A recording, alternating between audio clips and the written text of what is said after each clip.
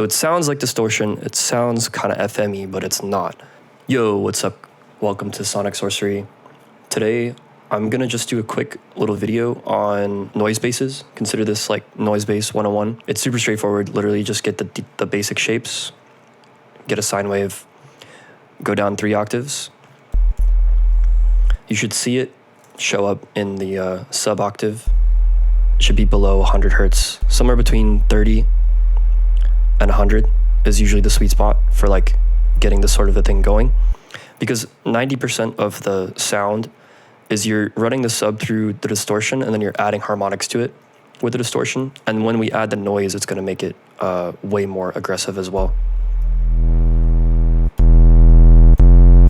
This is the basis for a lot of like trap sounds. Once we run it through the distortion, we can start to add noise to it, and you'll hear it start to fuzz and kind of like crunch. Once you get to this point, there's a lot of different variations on it. I'll show you a couple. You know, one of the main things is just getting different noises in there. You can get infinite different tones just from changing this. If you want something a little more piercing or a little bit more flat, depending on what noise you throw in here, you can get different results. I really prefer the pink noise stereo because it's the most flat out of all of them. If you use the white noise, I feel like it can get a little bit too harsh at times. So depending on the situation, I'll use either the pink noise or the white noise. If I want a little bit more brightness, I'll use the white noise. If I want it to be a little bit more warm, I'll use the pink noise. So then the next step would be, okay, start playing with changing the different waves. So playing with, you know, a triangle versus like a saw will give you kind of a different sound. Using the saw as a bass wave will fill out the spectrum a lot more. So if you have a sound that isn't sitting in the mix and you need to fill space, use a saw, because you can basically sculpt with the EQ wherever your other sound is, wherever your lead sound is on top. And when you layer them both together, you can mix the volume of this one in and just add support to whatever sound that you feel like needs to be bigger. And then the last thing would be, you basically have infinite options between choosing a different wave, choosing the noise. You can also choose the distortion. So if you use soft clip, you're gonna get a little bit of a different tone versus like using a diode, versus using, you know, the sine fold. It's gonna give you a little bit more of like a FM sort of tone. Something I really like is the overdrive. I'd say overdrive is probably my favorite out of all of them. The thing about the overdrive is as you adjust the stacks, you're gonna have to adjust the ratios of the volume, so you're probably gonna need to put the noise higher to get it to even come through, because when you stack the overdrives, you need to turn your sounds up louder for them to like get over the threshold of being able to be heard. So you can play with the ratio of the sub wave to the noise to kind of like adjust. This gets especially cool when you start to automate, you know, the noise level.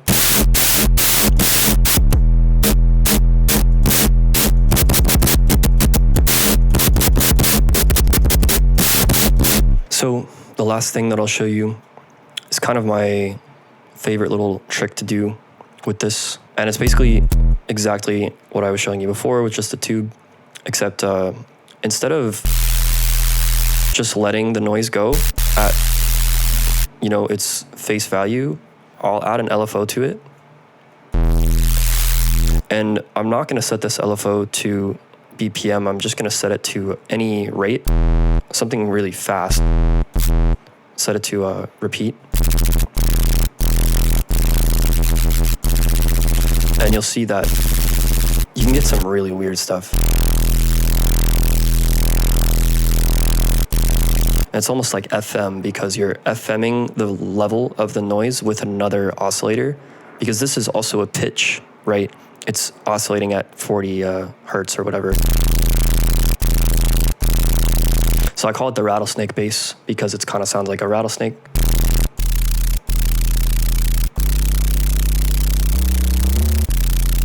So that's a really helpful way to add texture to a song. if you don't just want to have, a flat noise, if you want it to be a little bit more interesting, or use it as even like a focal point of its own, that to me is way more interesting than just hearing that in a song. This to me is more of a layer that goes with something else, with another tone, versus this can be, a layer, but it could also be its own sort of sound. So you can also set it to BPM if you really want to. It sounds almost like an engine. I would also recommend that you set your random to 0, because otherwise every time you start, it's going to start at a slightly different position. Versus if you set the random to 0, it's going to be consistent every time. And then you can play with where the wave starts. I would highly recommend that you play with the start position of your waves, because you can oftentimes change your sound by messing with this.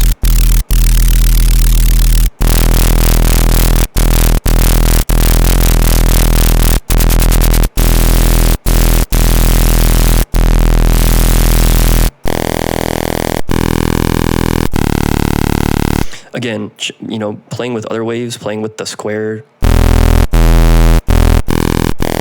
you can get it something a bit throatier, a bit more like gross.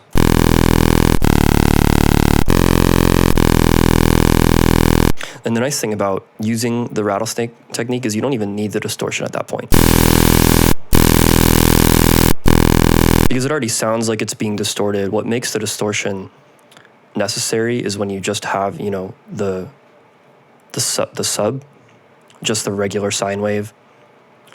And when you have this noise and it's not being affected by anything else, it's just a straight volume. When we push it into the ceiling of the distortion, it's cutting the oscillation of the wave out of the volume of the noise. So basically, your noise is going to be fluttering at the exact rate that your sub is at, because there's only so much room in the digital ceiling that when you push them into the distortion, you're clipping, so you're going to get the crunch from the noise. But if you want to avoid that, if you don't want to use the distortion, you want to have more control, you can just use the LFO, and then you can set it to whatever rate you want. So it sounds like distortion, it sounds kind of FM-y, but it's not. And that's where this trick can really come in handy if you need a very clean sub with nice texture on the top. And then if you want to add distortion, you can. From there, you can go crazy. You can add whatever filters you want. You can add whatever effects you want to the end of the chain. Usually like a bit of the multi-band OTT and, some reverb will be enough to get it to sit in your mix pretty well. I'll make a quick drum loop and show you that you can just throw this into a track and it sounds great.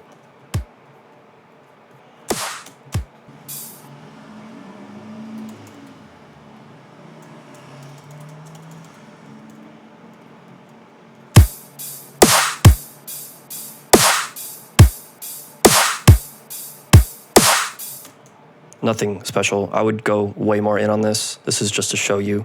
You can also set it to, mono legato and then give it some portamento. If you want to play with the octaves, it'll give you a lot more, control, make it a little bit more like a trap sound.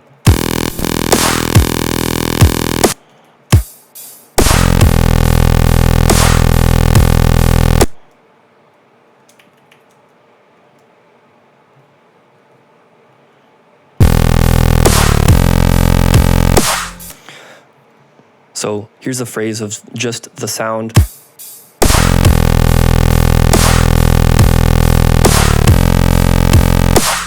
Right, and then, we throw in whatever other one-shots that we want. Probably like a one here, and then a turnaround at the end. And then you have basically, so much to play with here.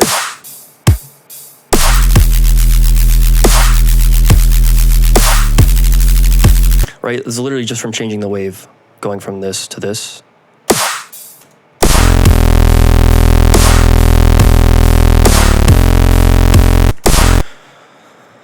So you have options. It's not that hard. Making music is not difficult. It is very, very basic shit. And literally, all you got to do at that point is make a one shot, find a one shot, You can use samples for this. I'm literally just gonna grab a preset that I made before, just for time's sake here. I'm gonna make it a little bit faster, a little bit longer.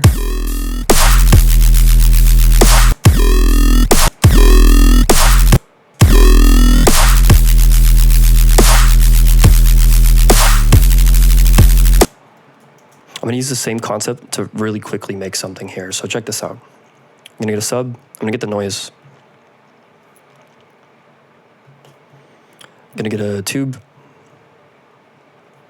I wanna make kind of like a reverse bass, kind of like the old school dubstep. So I'm gonna use a bit of a like a girthier wave. Maybe a square here.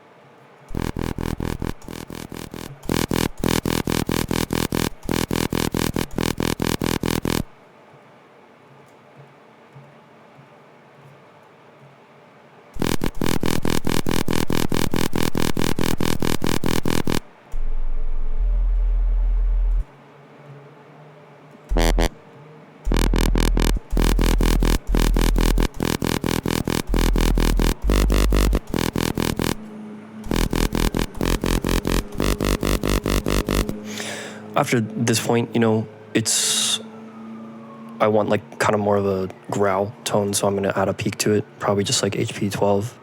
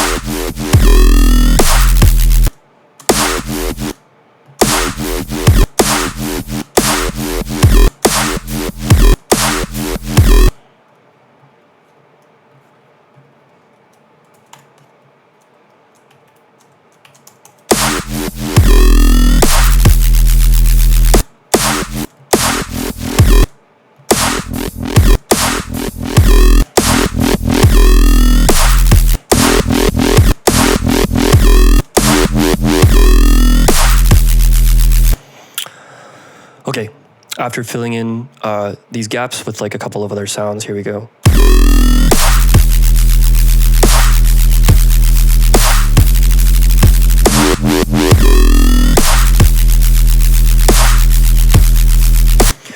From there, it's so easy, literally, duplicate it, and then you can cut the loop a little differently, put like, one more sound here that's a little bit different, and you can call it a day. It's not super complicated. Don't overthink it. Once you get the line written, then you can go and switch the sound later, or, if you're like me and you like to continuously like go back and tweak stuff you've already done, then you can kind of go and tweak it or duplicate it and make a different version and see if you can like get an alternate version that you like.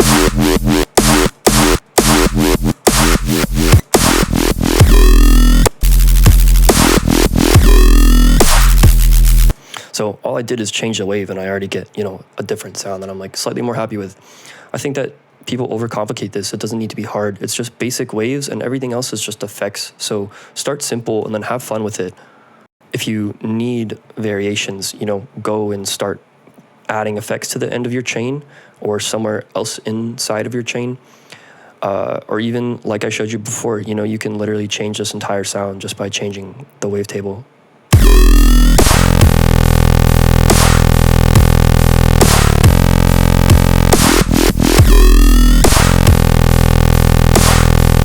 If you want to, go a little crazier, like maybe you want it to be a little bit more high pitched, you could turn it up, the octave.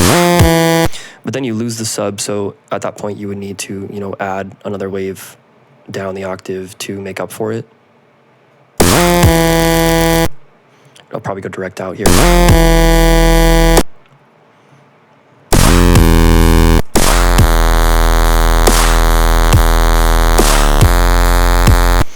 And then, you want to get really crazy, like maybe just instead of using this wave straight up, like use it as a FM modulator or a phase distort modulator and, have it on, turn it down, and then use it to affect like a different wave.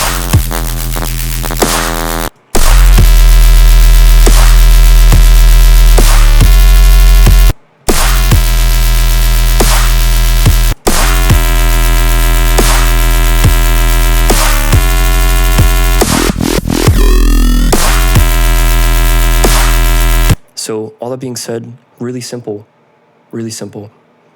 Make something simple and then start messing with it at like the lowest bass level. I hope this is helpful. I'm gonna make more videos like this. Let me know what sounds specifically you guys are interested in making and we can do deep dives into them. If you wanna learn more about writing drops, if you wanna learn about, flow and phrasing and all that sort of stuff, we will do a video on that in the future. So you can get the presets from this in the description. Come join our free Discord. There's lots of other producers in there, lots of really talented people. So come hang out, get feedback on your tracks, get some free stuff. We'd love to see you in there.